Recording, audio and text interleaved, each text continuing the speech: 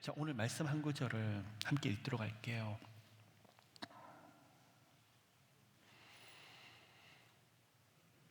베드로전서 1장 8절 9절의 말씀입니다.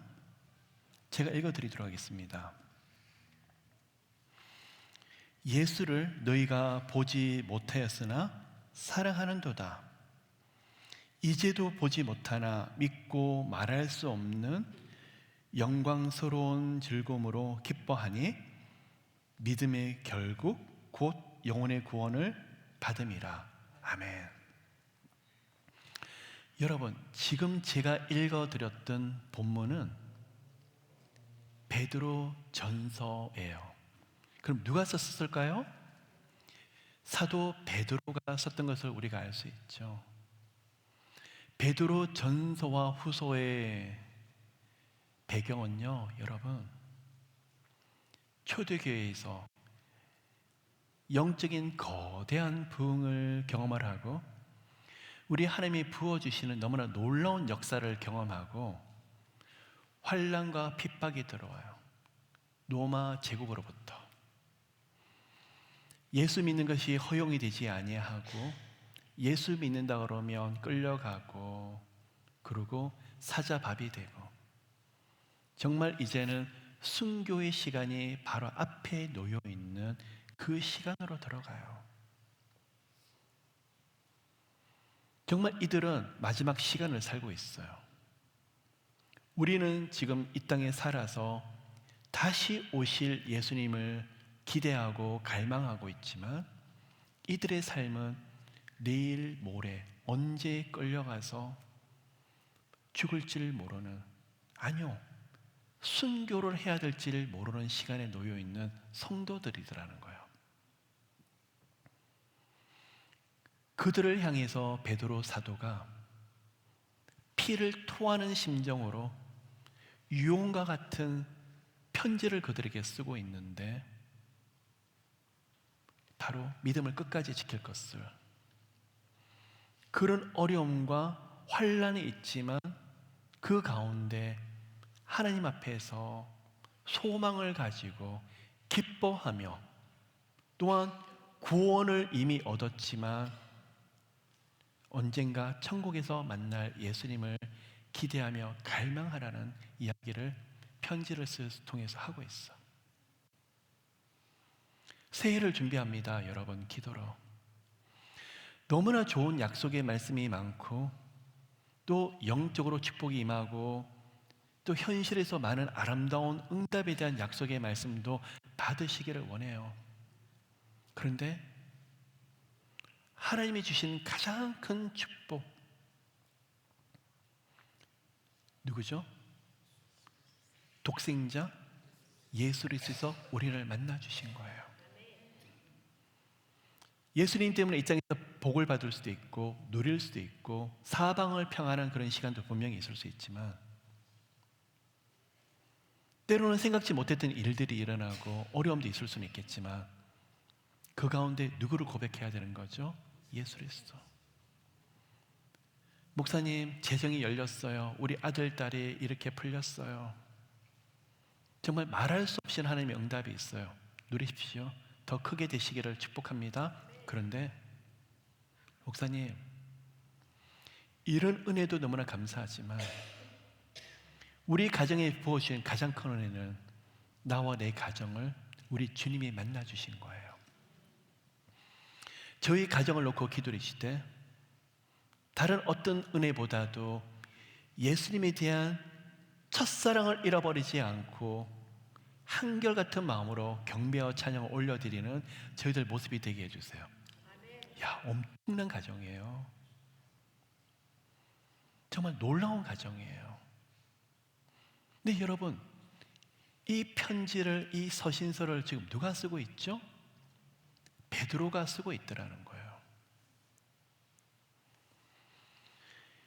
예수께서 베드로를 부르시는데 우리는 갈릴리 호수에서 베드로를 한번 부른 걸 가지고 생각하고 있지만 사실 예수님은 그 전부터 베드로를 불렀는데 가족이 있었기 때문에 예수님의 초청에 흔쾌히 따르질 못해요. 예수님의 3년 공생애가 있었죠, 여러분. 처음 6개월은 예루살렘에서 사역을 하세요. 그리고 예수께서 갈릴리 호수로 가게 돼서 본격적인 사역을 하게 되는 것이 무엇이냐 그러면 세례 요한의 죽음이에요. 세례 요한이 죽고 만 2년이 되었었을 때 갈릴리 쪽에 가서 제자들을 불러서 이제 천국이 가까웠다고 본격적인 이제 사역을 하세요. 그리고 마지막 6개월 남겨놓고 다시 예루살렘에 돌아오세요. 이 시간에 공생에 있는 이 시간 동안 예수님의 사역을 옆에서 깊이 보았던 베드로였지만, 나는 예수님을 위해서 목숨까지도 버리겠다고 했던 베드로였지만, 십자가 앞에서 예수님을 3번을 부인하게 되고, 그리고 부활하신 예수님이 막달라 마리아를 만나셨을 때 예수님이 빈 무덤이셔. 너무나 놀라서 그 무덤 앞에 달려가고, 부활하신 예수님이 베드로를 만나 주셨을 때 시몬아 네가 나를 사랑하느냐 했었을 때 선뜻 대답하지 못했던 베드로, 실패자 같고 늘 무너졌던 사람인 것 같고 예수님에 대한 기대에 부응하지 못했던 베드로였는데, 그가 훗날 베드로 전 후서를 쓸 때는 영적인 거장이 되었네요. 영적인 큰 어른이 되었네요.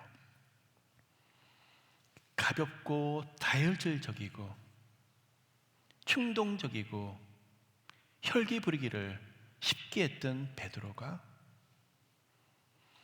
순교의 시간을 앞두고 있는 사람들을 앞에서 흔들리지 아니하고, 본인도 언제 순교의 시간이 있을 줄 모르지만 그 앞에서 중심을 잡아주고 그 앞에서 든든한 한 그루의 큰 나무가 되어서 순교를 앞둔 성도와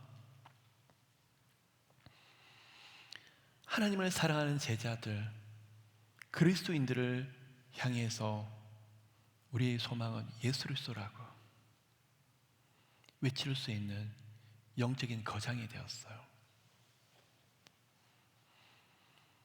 마태, 마가, 누가, 요한 이 4대 복음을 전해주고 있는데, 여러분 저는 항상 이해가 되지 않았던 게 예수님의 공생애를 가장 옆에서 잘 지켜보았고 이 복음서를 쓰기에 가장 합당한 사람이 베드로가 아닐까?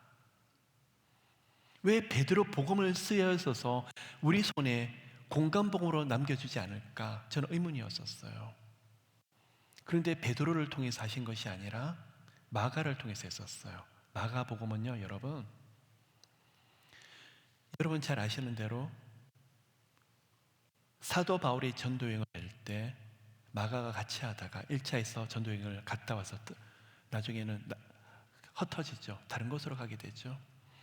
사도 바울이 옥에 갇혔었을 때 마가가 다시 사도 바울 옆으로 가게 되는데, 그때부터 사도 바울이 순교할 때까지 마가는 함께 하게 돼요. 사도 바울이 순교하고 나서 베드로한테 가게 되는데, 베드로의 순교까지 옆을 지켰던 사람이 바로 마가였고, 이 시간 베드로로부터 예수님의 어린 시간부터 공생애를 다 들어요. 그래서 마가복음은요, 마가가 베드로로부터 들었던 복음을 성령의 감동에 의해서 쓰여진 책이에요. 그게 바로 마가복음이에요. 그런데 이러한 복음에 대해서는 베드로가 쓰지 않고 하나님의 마가를 통해서 대신 객관적으로 관점을 가지고 쓰게 했고, 나중에 훗날 베드로가 고난받고 고통 가운데 있는, 그리고 바로 순교를 두고 있는 사람들에게 뭘 지금 당부를 하죠? 믿음을 지키자. 믿음을 지켜야 된다. 본인은 예수님의 공생의 십자가 앞에서 그렇게 믿음이 없어서 무너졌었는데 도대체 무엇이 이를 변화를 시켰었을까? 공생에 때 예수님의 기적을 보았었고 십자가 앞에서 또한 부활을 경험했었고 오순절 마가의 다락방에서 성령의 강림을 경험했던 베드로가 도대체 그에게 무슨 일이 있었길래 이렇게나 깊은 영성의 사람이 되었고 믿음의 사람이 되었었고 그가 가졌던 기질을 성품의 약점을 극복을 하고 이렇게 엄청난 영적인 거장이 되어서 교회들이 흔들릴 때, 성도들이 흔들릴 때 마음을 잡아주는, 중심을 잡아주는 엄청난 하나님의 사람이 될 수 있는 이유가 무엇일까? 무엇일까요? 오순절 마가의 다락방에서 성령께서 강림하시고 성령의 능력이 사로잡고 권능으로 충만하게 되었지만 사도행전 3장을 통해서 들여다보시면 베드로는 성전으로 기도로 가고 있더라는 거예요. 예배 드리러 가고 있더라는 거예요. 예수님과 계속 교제를 하고 있더라는 거예요. 이거구나. 예수님과 매일매일 살아있는 교제를 하니까 이 시간은 별로 달라지지 않은 것처럼 보이지만 나중에 훗날 다른 사람이 흔들릴 때, 아플 때, 고난 가운데 있을 때 그 마음 중심과 믿음을 붙잡아주는 엄청난 역할을 하는 하나님의 사람이 되었구나. 베드로 전서 후서를 통해서 깨닫는 영적인 진리예요. 여러분 지금은 몰라요. 여러분의 기도가, 여러분의 예배가, 여러분의 헌신들이 지금은 몰라요. 안 보일 수 있어요. 옆에 가족이 조금 어려움을 당하고 옆에 가까운 분이 조금 고난을 당할 때 그때 표가 나요. 내가 만난 예수님, 내가 매일의 삶 속에서 경험하는 예수님이 살아서 움직이기 때문에 그들에게 손을 내밀어주고 안아주는데 나는 내가 매일 누리고 있는 생명을 전했을 뿐인데 그 영혼은 힘을 얻고 다시 살아나더라는 거예요. 한 가지, 베드로 전서와 후서의 독자가 누구일까요? 우리들요. 맞아요. 2차 독자예요. 1차 독자가 누굴까요? 생각 안 해보셨죠, 여러분? 우리가 잊고 있었던 사람들이 있어요. 사도행전에 있어요. 오순절에 성령께서 강림하셨죠. 마가의 다락방에. 그런데 베드로가 성령 충만해서 길거리로 나갔는데 그때 여러분 이 예루살렘에 있었던 유대인 그리고 이스라엘에 있었던 유대인만 모인 것이 아니라 이방 지역에 있는 경건한 유대인들이 오순절을 지키기 위해서 예루살렘을 올라갔어요. 이전까지 오순절은 모세가 율법을 받는 것을 기념하는 날이었어요. 율법을 받은 것을 즐거워하고 기뻐하게 모여서 경건한 유대인들이 모였어요. 그 중에서 몇천 명의 제자들이 얻어지게 되죠. 사도행전 2장에 보시면 3천 명의 제자들이 얻은 것을 우리가 알 수 있어요. 바로 이들이에요. 경건한 이방인 중에 있었던 유대인들이 오기도 하고 흩어졌던 이방인들이 하나님을 알고 있었던 이방인들이 하나님을 경배하기 위해서 올라온 사람들이에요. 이 사람들이 각자 자기 처소로 가서 자기가 살던 고향으로 돌아가서 교회를 형성하게 되는데 우리가 다들 잊고 있었어요. 이 3천 명의 사람들, 물론 그 가운데는 예루살렘에 있었던 유대인도 있겠지만 이스라엘 지역을 떠나 있었던 이방인 중에서 예수를 만난 사람, 그리고 그들 지역에 살고 있는 유대인들, 이들이 뭐죠? 오순절 마가의 다락방에 오셨던 성령의 강림과 함께 이들도 성령의 역사를 경험하게 되고 성령의 능력을 경험하게 되고 정말 살아있는 말씀을 깊이 만나게 되면서 엄청난 능력과 회개와 성령께서 행하시는 너무나 아름다운 응답들을 경험하는 일들이 사도행전 2장부터 있더라는 거예요. 그리고 이들은 사라져버려요. 그리고 나타나네요. 어디서요? 베드로 전서에서요. 20년이 흘렀을까요? 30년이 흘렀을까요? 아마 그 정도 된 것 같아요, 여러분. 그런데 너무 놀라운 것은 이들이 믿음을 잊지 않고 여전히 20년, 30년이 지났는데 믿음을 지키고 있더라는 거예요.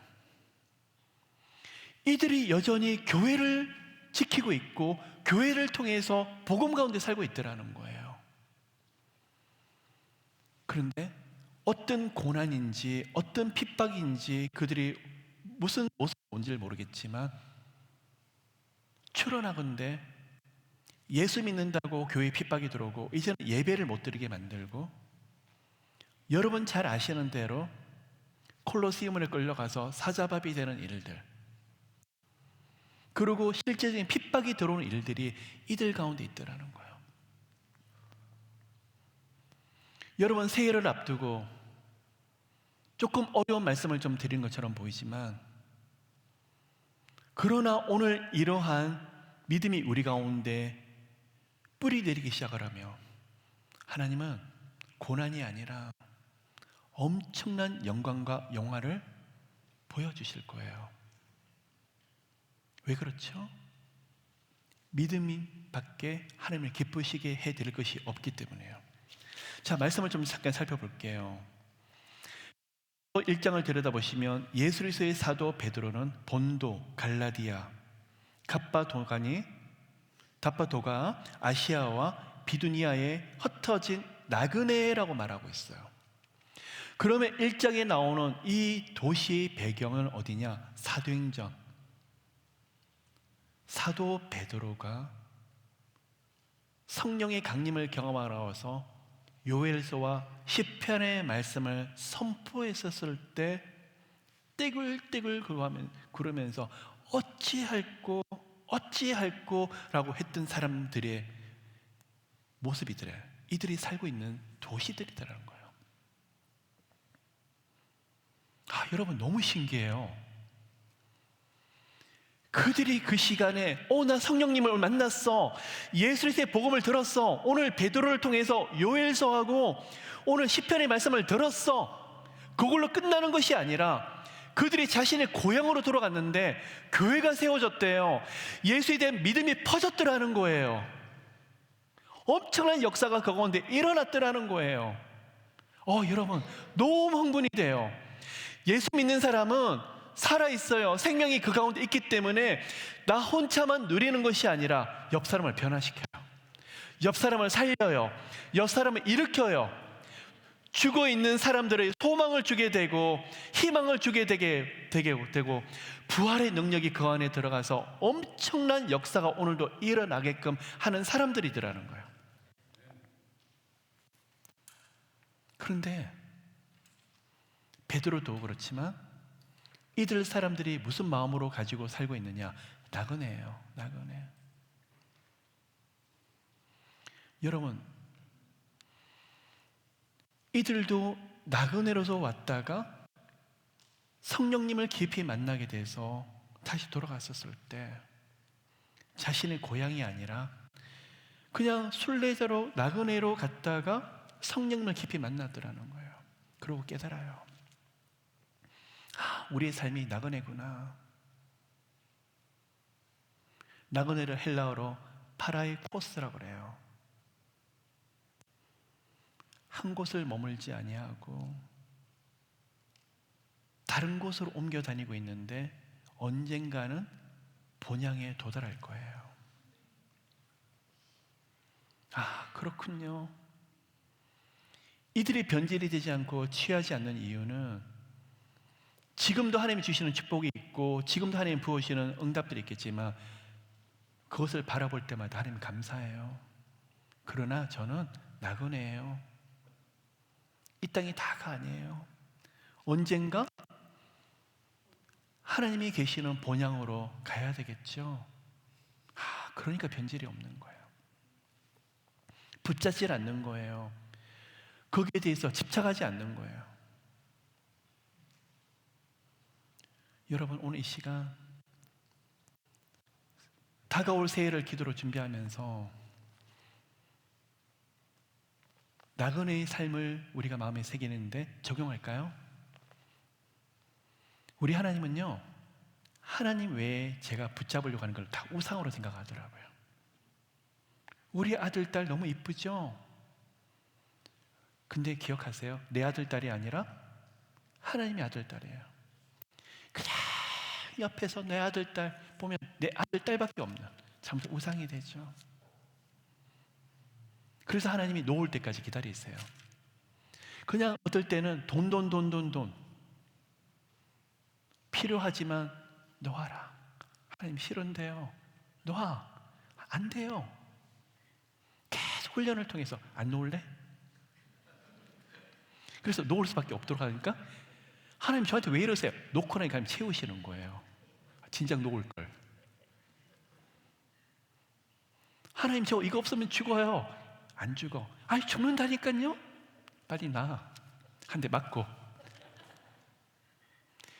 안 놓으려고 애를 쓰다가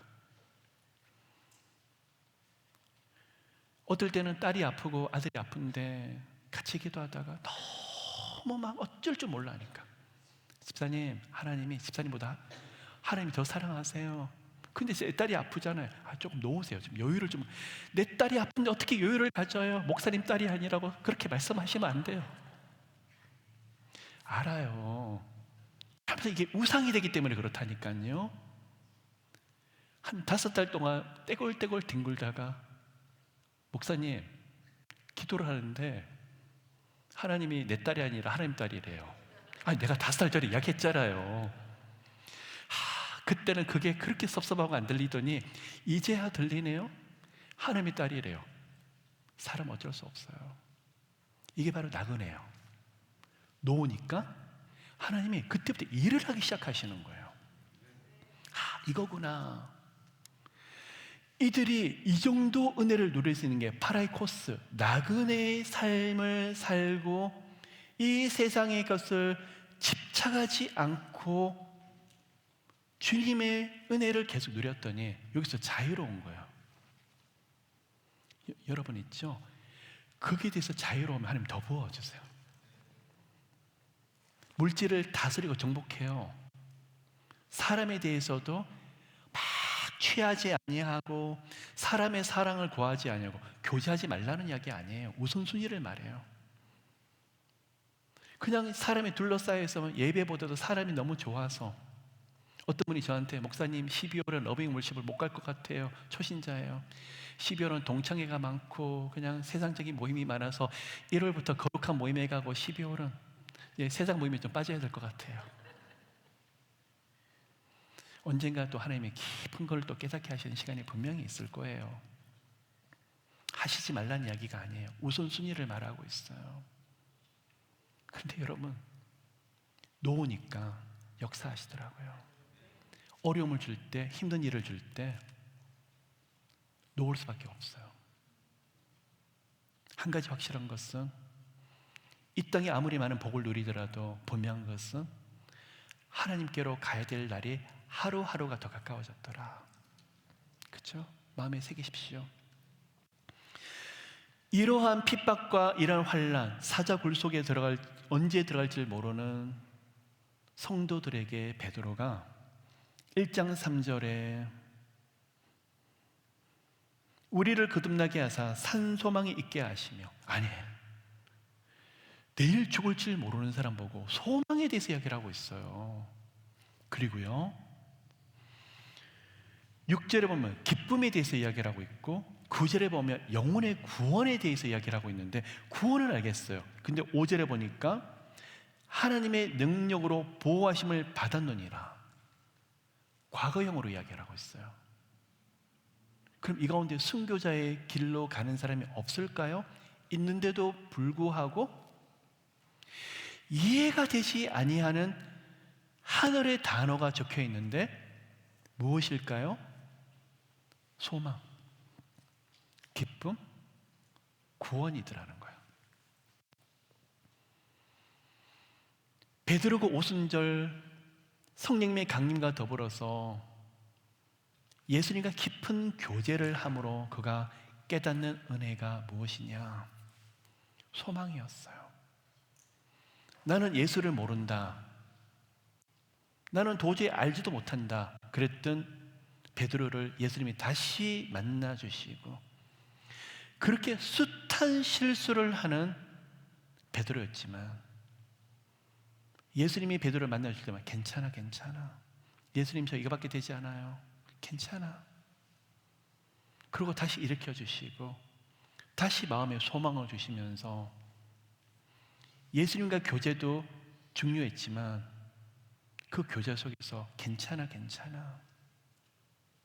새로운 시간이 있어. 하나님이 새롭게 하실 거야. 이 소망의 말씀들이 삶이 되고 이제는 자신의 것이 되어서 다른 사람을 일으키네요.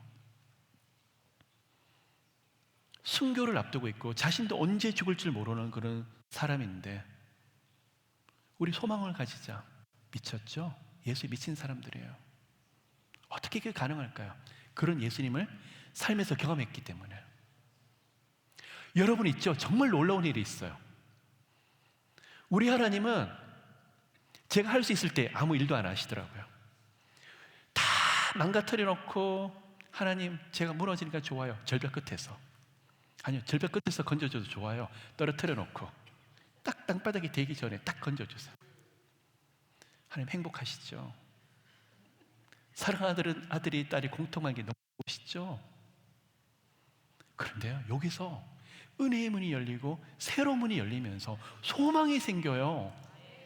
저는 여기서 망가뜨려지고 엉망이 될 줄 알았는데 이게요, 새로운 시작이더라고요.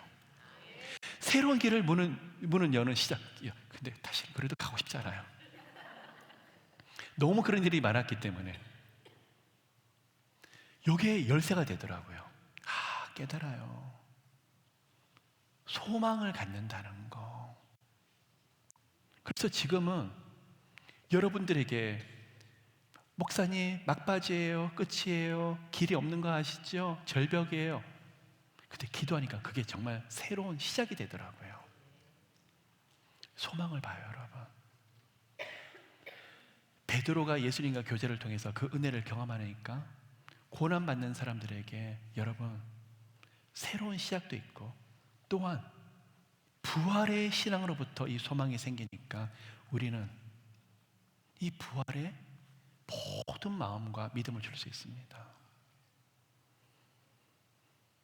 베드로가 만났던 예수님은 십자가에 못 박히기 전에 예수님이 아니라 부활하신 예수님이셨어요. 늘 그에게 부활의 생명이 들어가더라고요. 자, 여러분 영적인 팁을 좀 나눌까요?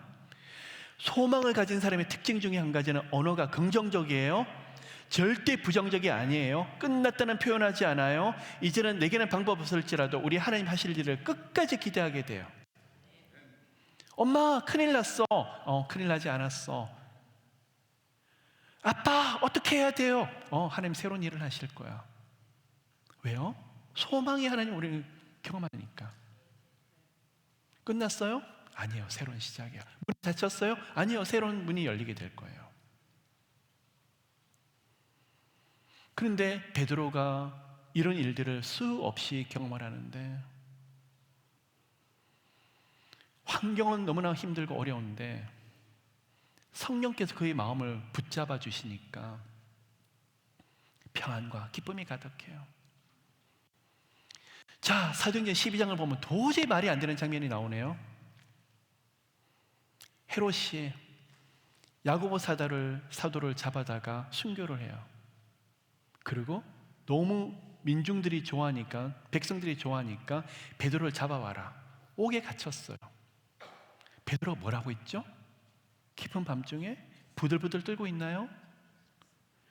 아니면 여기서 자고 있어요. 천사가 와서 베드로를 어떡하죠? 너무나 깊이 자고 있으니까 발로 차요. 옆구리를 쳐요. 천사가 좀 짜증났나 봐요. 옆구리를 쳐요. 이 얼마나 깊은 평안을 누리며 얼마나 깊은 은혜를 누리고 있으며 이런 평안을 누릴까요? 내일 죽을지 모르는데. 이게 바로 성령의 능력이더라고요. 깨달아요, 여러분. 성령에서 임재하시면 은사도 있고 능력도 임하게 되고, 신유의 능력, 병 고치고 또 귀신이 묶임받고 떠나게 되고, 지금까지 이루 말할 수 없는 영육 간의 엄청난 역사들이 일어나는 성령의 능력도 중요한데, 진정한 성령의 능력은 믿음이더라는 거예요. 그 어떤 환경 가운데서 흔들리지 않고 기뻐하고 소망을 가질 수 있는 이 능력이 바로 예수께서 가장 기뻐하는 성령의 능력이더라고요. 여러분, 저한테도 여러분들이 말씀하시고, 목사님 어떻게 하면 은사를 좀 받을까요? 어떻게 하면 성령의 능력을 좀 받을까요?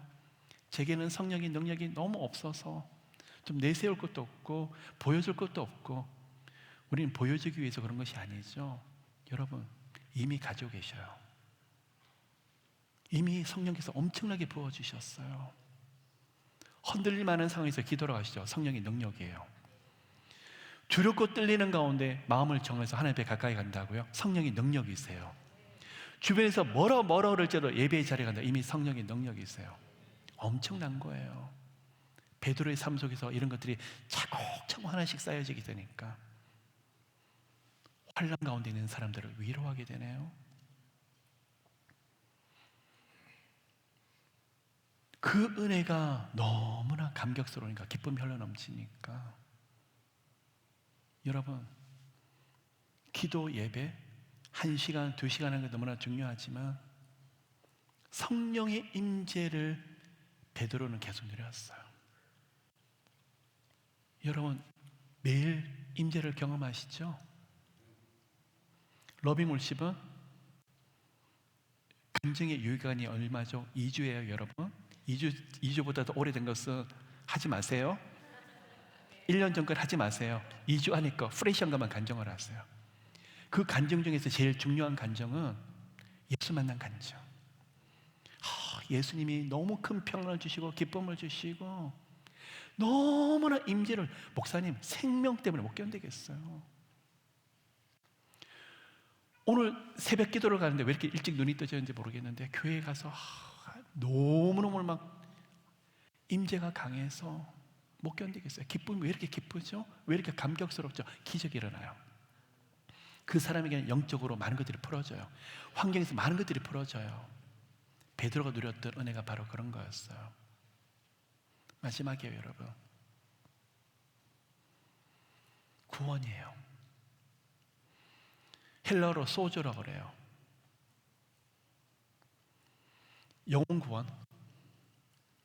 그리고 옆에서 함께 하시면서 저를 지켜주시고 보호하시는 구원. 영육간의 베드로는 다 누렸어요. 이 모든 고백들이 지식으로 오는 것이 아니라 삶에서 누리다 보니까 예수님과 매일 교제 속에서 기쁨도, 구원의 감격이 너무나 크고 또 소망에 대한 감격이 너무나 크니까 이 땅에 살고 있지만 하늘에 속한 자, 그리고 하늘에 소망을 두는 사람으로서 살고 있더라는 거예요. 자, 마지막 이제 결론을 내리도록 할게요. 제가 이번에 월요일에 줌 기도 모임에서도 나눴어요. 하늘문을 여는 가장 중요한 열쇠가 있어요. 기도 맞아요. 금식 맞아요. 찬양, 예배 좋아요. 다 하셔야 돼요. 예수께서 십자가에 행하셨던 진리 중에 진리인 십자가의 죽으심, 그리고 다시 살아났던 부활의 능력, 우리가 믿음으로 얻게 되는 죄사함, 구원, 영생, 하나님의 자녀가 되는 거, 천국 백성이 되는 거, 이것을 얻고 감격하게 될 때, 감사하게 될 때 하늘문이 크게 열리게 돼요. 저는 하나님, 러빙50에 이런 기도 제목이 있어요. 제 개인적으로 이런 문제가 있어요. 막 기도하다가 성에서 기도를 인도를 하시는데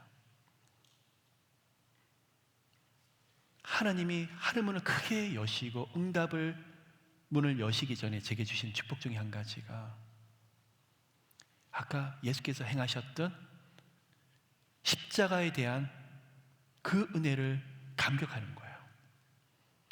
기적이 일어나요. 맞아, 예수님 나를 위해서 죽으셨죠? 그 은혜면 감사해요. 그것이면 충분해요. 주님, 나 같은 자를 어떻게 그 보혈로 의롭다고 해주세요? 하나님, 저 뻔뻔해도 너무 뻔뻔한 사람이에요. 어떻게 나 같은 자에게 이런 은혜를 주세요? 그냥 감격하고 즐거워하는데 그 다음에 가보면 현실이 바뀌어져 있어요. 문이 열려요. 은혜 문이 열려요. 두렵고 무서운 것들이 피해가요. 그 일들이 작아지게 돼요. 깨달아요, 여러분. 여러분이 많은 것을 놓고 기도하는 건 중요하지만 십자가예요.